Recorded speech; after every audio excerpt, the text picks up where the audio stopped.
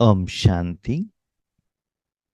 आज के वरदान, बाप दादा के वरदान अपने प्यारे बच्चों के प्रति।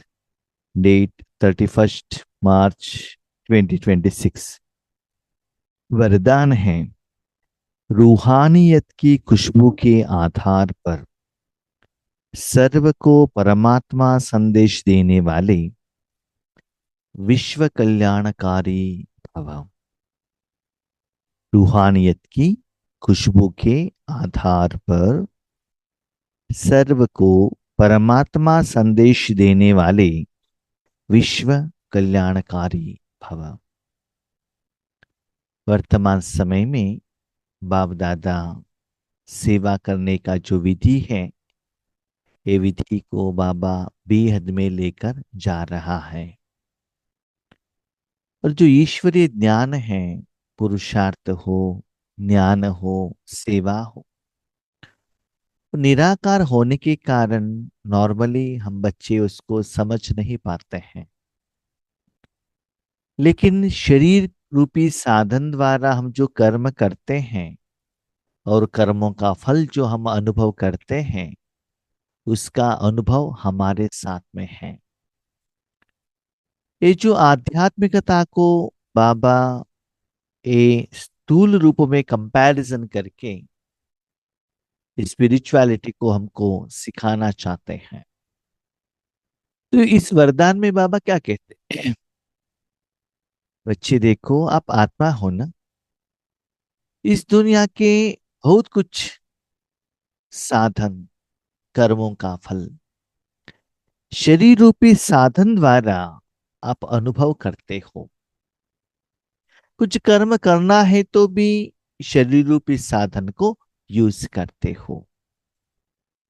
आंखों से देखना, कानों से सुनना, मुख से बात करना, जीभ द्वारा टेस्ट और नाक द्वारा स्मेल और चमड़ी द्वारा स्पर्श का फीलिंग आत्मा करती है। ठीक है, अभी सेवा की बात आएंगी। सेवा में ईश्वर का प्रत्यक्ष करना है, ईश्वर का संदेश देना है, पेशा देना है। आगे वाले आत्मा को उसका असर पड़ना चाहिए, उनको पता पड़ना चाहिए कि भगवान आए हैं। कैसे कर सकते हैं?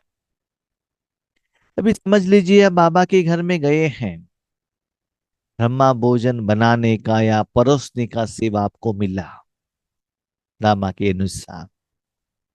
आप बहुत फुल पावरफुल योग में रहेंगी तो रूहानी शक्तियों को उस भोजन में आप चार्ज कर सकते हो। और वो भोजन जब कोई मनुष्य आत्माओं की जीभ के ऊपर जाएगा या शरीर के अंदर जाएगा, तब उनको भगवान का पहचान मिलेगा, उस साधन द्वारा, टेस्ट द्वारा।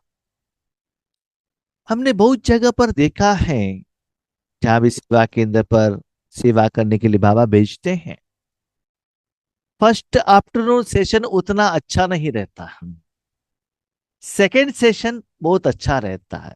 रीजन क्यों? क्योंकि आफ्टरनून सेशन के पहले जो बाबा को भोग रखा जाता है, उसमें बाबा का शक्ति आता है। और सभी आत्माएं वहां, जितने भी आत्माएं हैं, वो सभी वही भोजन खाते हैं ना। इस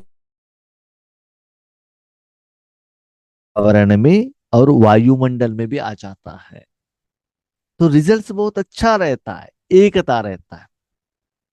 लेकिन इसके पहले अलग अलग आत्माएं अलग अलग जगह से भोजन खाकर आते हैं, इसलिए वो एकता का अनुभव नहीं होता है। ठीक है, आपने भोजन द्वारा ईश्वरीय संदेश पहचान कितना लोगों को दे सकते हो?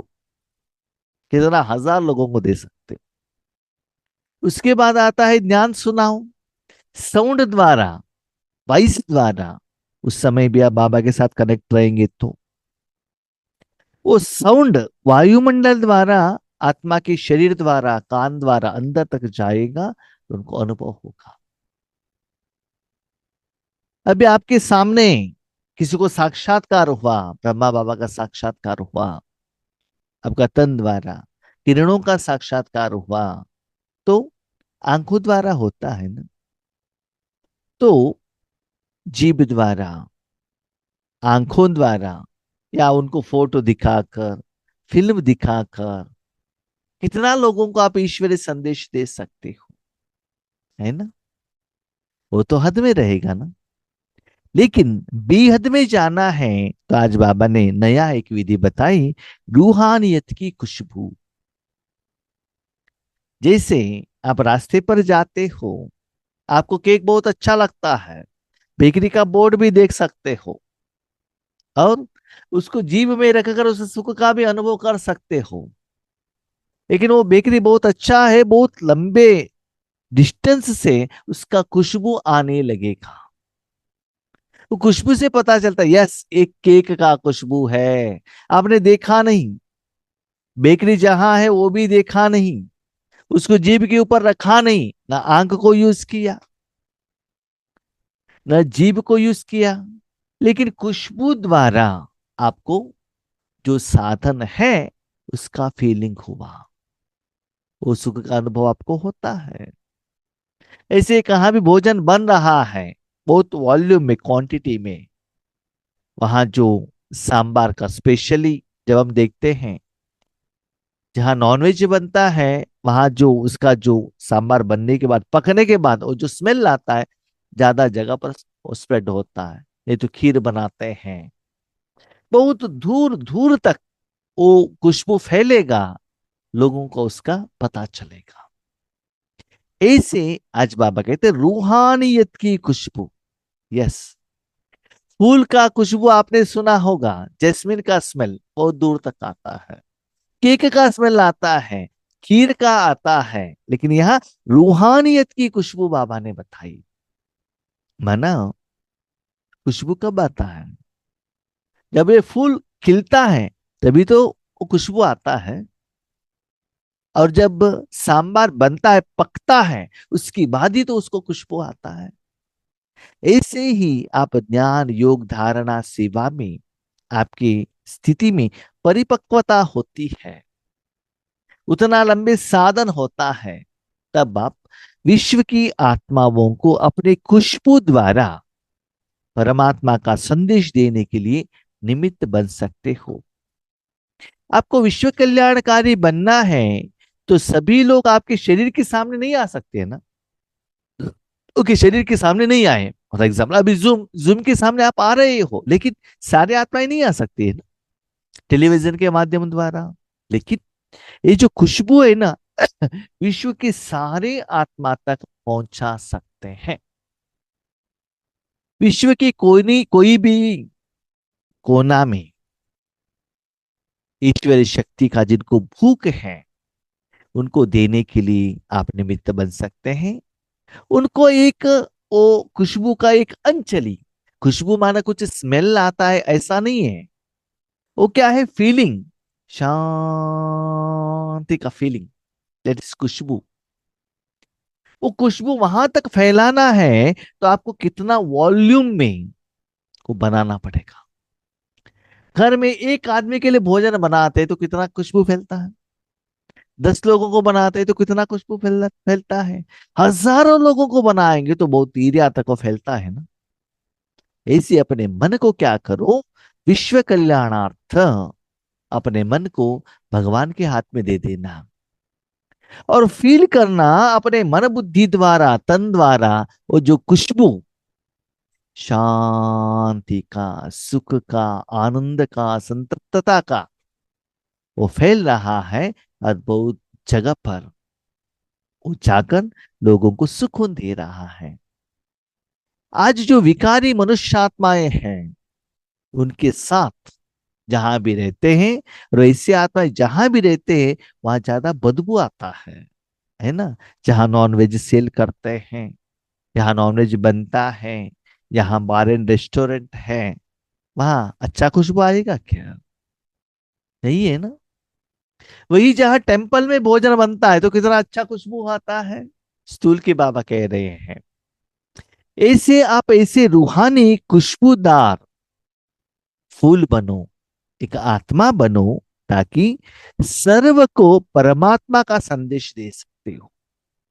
अभी तक हम क्या समझते थे, पॉम्पलेट्स दे दो, ज्ञान सुनाओ, टीवी का माध्यम द्वारा, चित्रों द्वारा, टोली द्वारा, गिफ्ट द्वारा हम ईश्वरी संदेश दे सकते हैं। उसके लिए बड़ा बड़ा प्रोग्राम बनाते हैं, लोगों को बुलाते हैं, द्वादश लिंग करते हैं, बड़ा बड़ा लिंग बनाते हैं और लेजर शो करते हैं, एनिमेशन फिल्म्स रेडी होता है, सॉन्ग्स रेडी होता है, इतना कुछ करते हैं, फिर भी सारे आत्मा तक जाकर नहीं पहुंचता है ना। इसीलिए बाबा ने कहा समय के अनुसार अब इस मशीनरी को तीव्र करना है और बेहद की सेवा में आपको निमित्त बनना है। याद रखिएगा, ये खुशबू आपके द्वारा ही जाना चाहिए। जब तक वो खुशबू का एहसास आपको नहीं होता है, मन बुद्धि द्वारा, बॉडी द्वारा जा रहा है, जैसे आपने सेंट स्प्रे कर लिया अपने शरीर के ऊपर या कपड़े के ऊपर, पहले खुशबू तो आपको आएगा ना, उसके बाद दूसरों को आएगा। वही धूप में जाते हो, पसीना निकलता है, उसका जो बदबू भी आपको ही पहले आता है ना, क्योंकि सोर्स कहां से निकल रहा है, उसके नजदीक में कौन है, तो परमात्मा के नजदीक में आप हो ना। जब तक आपको वो खुशबू का एहसास आपको नहीं होता, दूसरों को कैसे होता है। किसी का खुशबू पहले तो बर्तन को होना चाहिए ना, उसके बाद तो वायुमंडल द्वारा और किसी को जाकर पहुंच सकता है। ऐसे वर्तमान समय के अनुसार, जरूरत के अनुसार रूहानियत के खुशबू को फैलाने के लिए निमित्त बनना और सर्व आत्माओं को निराकार रूप में संदेश देने के लिए निमित्त बनना। रूहानियत की सर्व शक्तियां स्वयं में धारण कर लो तो रूहानियत की खुशबू सहज ही अनेक आत्माओं को अपने तरफ आकर्षित करेगी। जैसे आपने फूल पहन लिया है, सेंट स्प्रे कर लिया है, तो खुशबू का एहसास आपको भी होता है, लोगों को भी होता है ना। इसलिए वो रूहानी खुशबू का अनुभव करो, धारणा करो, मन बुद्धि से, स्थूल से नहीं। स्थूल से हम बैज पहन सकते हैं, व्हाइट कपड़ा पहन सकते हैं, ओम शांति का कैप लगा सकते हैं, है ना, लेकिन मन बुद्धि द्वारा वो सर्व शक्तियों का खुशबू को धारणा करो। आप धारणा करेंगे, उसमें जितना पावर है उतना बाकी लोगों को भी उसका असर पड़ जाएगा। इससे बहुत सारे आत्माएं परमात्मा की तरफ आकर्षित होंगे। यस, समझ लीजिएगा, आप कर्नाटका में है या आंध्रा में है, आपके द्वारा एक खुशबू निकला है, दुनिया के कोई कोने में जाकर पहुंच गया है, इसका मतलब ये नहीं है कि वो आत्मा आपके सामने आएंगी, नहीं। यस, अच्छा आप देखते हैं अमेरिका में बनाया हुआ आइटम भी आपको अपने गांव में मिल जाता है ना। प्रोडक्शन तो वहां में होता है लेकिन मिलता यहाँ है। तो यहां से जो निकला हुआ जो शक्ति है ना, उस आत्मा को अनुभव होगा, तो वो आत्मा जाकर वहां के नजदीक की सेवा केंद्र पर जाकर बाबा के बच्चे बनेंगे, उसके लिए आप निमित्त बनेंगे। शिवानी बहन बैठकर दिल्ली में स्टूडियो में क्लास करती है, दुनिया के लोग उसको सुनते हैं और वहां के नजदीक में जाकर सेवा केंद्र पर जाकर वो बाबा के बच्चे बनते हैं थ्रू वॉइस, राइट। ऐसे ही दुनिया में कोई भी कॉर्नर में आपके द्वारा शक्ति जाकर पहुंचकर वो भी बाबा के बच्चे बन सकते हैं। तो आपके अकाउंट में एक आत्मा ऐसे गई, आपके अकाउंट में एक प्रजा बन गई। ऐसे घर बैठे हुए, without any opposition, without any complaint, the question, कितना इजीली ईश्वरीय सेवा कर सकते हो, लेकिन उसके लिए अपने मन बुद्धि को इतना क्लियर रखना, साधना करना बहुत इंपॉर्टेंट है। एक झाड़ में जब तक फूल नहीं बनता है तब तक खुशबू नहीं निकलता है ना, उसके बीच में उसको कितना रुकावट आता है, गाय आती है, धूप आता है, बारिश आता है, हवा आती है, तूफान आएगा, कोई मनुष्य आत्मा आकर उसको झाड़ को काट भी सकता है। वो सभी उसको फेस करके जाने के बाद सुंदर फूल खिलता है ना। ऐसी लंबे समय की साधना चाहिए, नहीं तो ये आपको क्या है पता नहीं चलता। मैं भी वर्तमान समय में देख रहा हूं इस तन से मन से कितना वो एनर्जी फ्लो होता है, लाइटनेस का। जिनको वो अनुभव होता है उनको ही ये लैंग्वेज समझ में आता है, बाबा क्या कह रहा है। यस, आप पहले अनुभव करो ना, उसके बाद भोजन बनाने के लिए रेडी करो, पहले खा लो। जैसे मनसा शक्ति से प्रकृति को तमो प्रधान से सतो प्रधान बनाते हो, वैसे अन्य विश्व की आत्माएं जो आप लोगों के आगे नहीं आ सकेंगी, उनको दूर रहते हुए भी आप रूहानियत की शक्ति से बाप का परिचय का व मुख्य संदेश दे सकेंगी। बाबा ने कहा ये मुख्य संदेश क्यों? उनको अनुभव होता है ना, मन रूपी साधन द्वारा वातावरण और वायुमंडल पवित्र बन जाता है, तमो प्रधान वायुमंडल सतो प्रधान बन जाता है। उस वायुमंडल में जितना भी चीज है चैतन्य और जड़, वो सभी पावन बन जाते हैं। ऐसे ही मनुष्य आत्माओं को और कोई भी आत्माओं को ईश्वरीय सच्चे सुख का आप अनुभव करा सकते हो। इसके लिए जरूरत नहीं है वो आपके सामने आए, शरीर के सामने, मोबाइल के सामने, कंप्यूटर के सामने, टेलीविजन के सामने आए। No, there is not necessity. जब रूहानियत आपके द्वारा जाता है तो मन बुद्धि उतना क्लीन रहेगा, तभी तो जाता है ना।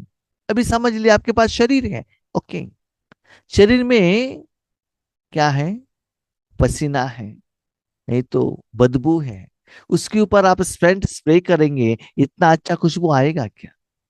नहीं है ना। शरीर क्लीन रहे, कपड़ा भी क्लीन रहे, उसके ऊपर सेंट स्प्रे करो, खुशबू अच्छा आएगा आपको भी, दूसरों को भी। इसीलिए जिन आत्माओं की मन बुद्धि इस दुनिया के तीनों लोगों के विकार के साथ डिसकनेक्टेड है, डिसकनेक्टेड, नॉर्मली देख लीजिएगा, कोई सेंट कब स्प्रे करते हैं?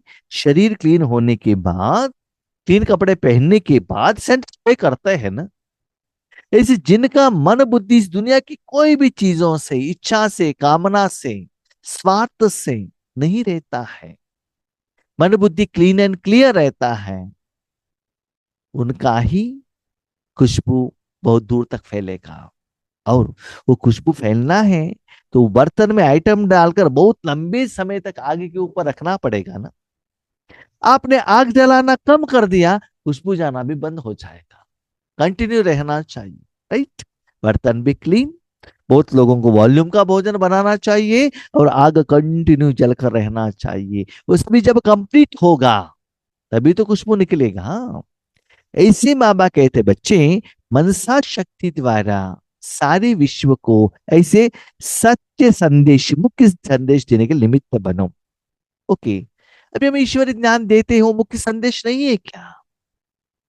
जो संदेश देते हैं इसका मतलब ये नहीं है कि उस समय वो बाबा के साथ कनेक्ट रहे, वो कुछ गारंटी नहीं है। सिर्फ सुना हुआ ज्ञान या पढ़कर, याद रखकर वो कह सकता है, लेकिन ऐसी सेवा वाले आत्माएं 100% भगवान के साथ कनेक्ट रहेंगे तभी तो आएगा ना। एक भोजन जो बनाते हैं उतना इंग्रेडिएंट डालने के बाद ही तो वो खुशबू आता है। इंग्रेडिएंट नहीं आएगा, वो पकेगा नहीं, वो खुशबू तो नहीं आएगा। ऐसे ही बाबा कहता है, अभी अगरबत्ती को ले लीजिएगा, वो जलना चाहिए लंबे समय तक, एक ओरा रेडी होना चाहिए, वो वायुमंडल में चार्ज होना चाहिए, तभी तो बहुत दूर दूर तक उसका खुशबू फैल सकता है। ऐसे अपने मन बुद्धि को भी इतना लंबे समय में बेहद से ऊपर रखकर, परम धाम में रखकर ऐसा सेवा करो और अनुभवी बनो। यह सूक्ष्म मशीनरी जब तेज करो तब अनेक तड़पती हुई आत्माओं को अंजलि मिलेगी और आप विश्व कल्याणकारी कहलाएंगी।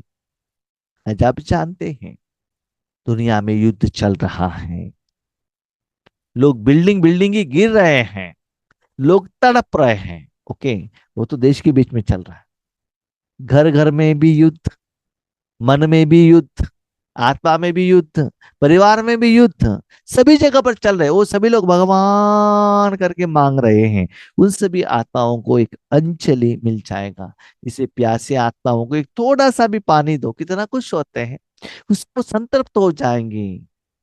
उस समय जहां विनाश हो रहा, आप साथ जाकर 7 डेज का कोर्स लेकर जा सकते हैं क्या? उनको ठोली खिला सकते हैं क्या? नहीं है ना। उन आत्माओं को एक ड्रॉप क्या होगा, जैसे एक भगत टेम्पल में आता है, नमस्ते करता है, प्रदक्षिणा लगाता है, उसके बाद एक ड्रॉप भी पानी तीर्थ लेकर कितना पावन बना के, कितना विथ रिस्पेक्ट चला जाता है। ऐसे आपके द्वारा एक ड्रॉप, एक पॉइंट उनको क्या हो जाएगा, सच्चे भगवान का एहसास कराएगा। ऐसे बेहद की सेवा के लिए आपको निमित्त बनना पड़ेगा। स्लोगन, अपने पास शुद्ध व श्रेष्ठ संकल्प इमर्ज रखो तो व्यर्थ स्वतः मर्ज हो जाएंगी।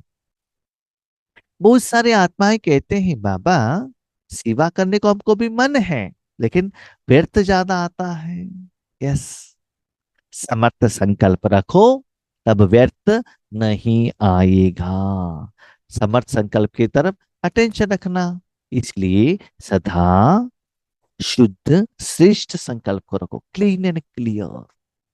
ईश्वरी सेवा करना है, हाँ? शुद्ध पवित्र, कोई इच्छा विकार का, नाम मान शान का, सम्मान का, इंद्रिय सुख का इच्छा मत रखना। क्लीन एंड क्लियर, श्रेष्ठ, मुझे भी श्रेष्ठ बनना है, आगे वाले आत्माओं को भी श्रेष्ठ बनाना है। ऐसे श्रेष्ठ संकल्पों को इमर्ज रखो, अंदर नहीं, इमर्ज माना वो अनुभव होना चाहिए। तो इस काम में आप सदा ब्यूजी रहेंगे ना, तो व्यर्थ आने का चांसेस ही नहीं है। फॉर एग्जाम्पल, अपने घर में जितना भी साधन है वो क्लीन करने के लिए सदा एंगेज रहो, तब क्या होगा, व्यर्थ नहीं आएगा। व्यर्थ कब आएगा, चुपचाप बैठे हैं, हाथ में मोबाइल है, तब क्या होगा, आपको व्यर्थ आएगा। सदा आप बिजी है, व्यर्थ आने का चांसेस ही नहीं है। इसलिए याद रखिएगा, देहधारियों के प्रति, इस दुनिया की कोई भी कर्म के प्रति आप सोचते हैं वो श्रेष्ठ नहीं है। मेरे बच्चे ऐसे हो, पति ऐसे हो, माँ बाप ऐसे, इस दुनिया के कोई भी साधन, किसी को मिलने के लिए आप संकल्प करते हो, भले धन हो, साधन हो, जो भी है, आप जानते हैं ना, ज्ञानी है ना, वो सभी में आज विकार भरा हुआ है। राइट? आज किसी को आप पानी देते हो, पानी में भी केमिकल है। राइट?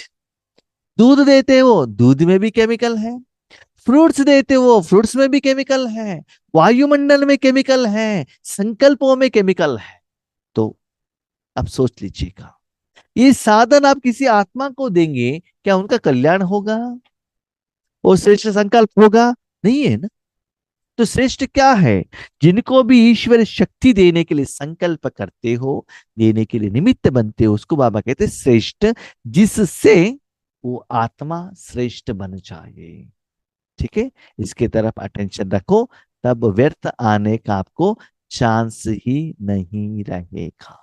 ठीक है, अच्छा, ओम शांति।